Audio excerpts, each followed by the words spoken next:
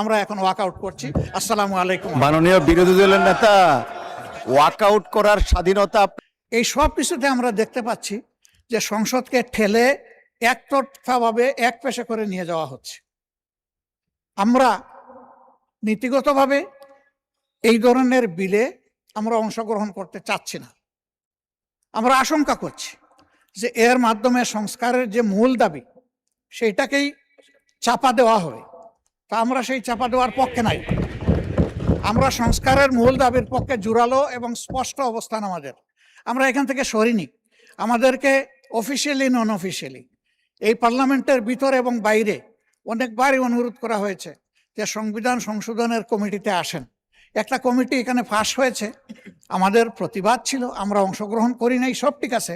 ওইটা পাশ হয়েছিল সংবিধান সংশোধন কমিটি নামে। পরে আমরা যখন বললাম যে সংবিধান সংশোধন কমিটি নামে কোনো কমিটি হওয়ার কোনো বিধান নেই, আমরা পরে শুনলাম যে এটার আগে একটা বিশেষ শব্দ বসানো হয়েছে। সেই বিশেষটা এখানে পাশ করা হয়েছে কিনা আমি জানি না। একটা কমিটি যদি আসলে এই হাউস থেকে পাশ করানো হয় তাহলে তার প্রত্যেকটি অক্ষরও এখান থেকে পাশ করাতে হবে। সেটা তো হয় না। ওইটার পক্ষে আমরা ছিলাম না, এটা বড় কথা না। আমি বলছি যে এখানে প্রসিডিওরটাও মেনটেন করা হয়নি।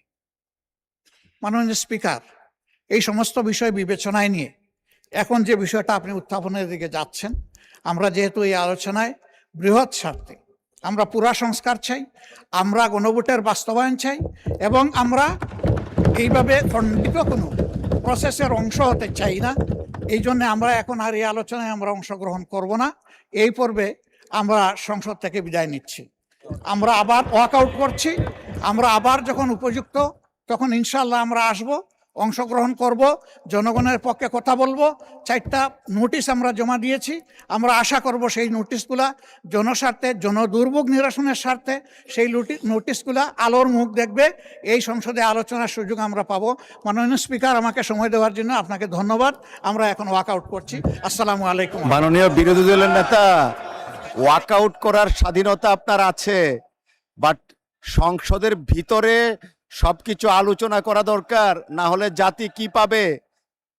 আমি অনুরোধ করব আপনারা বসেন, আলোচনায় অংশগ্রহণ করেন।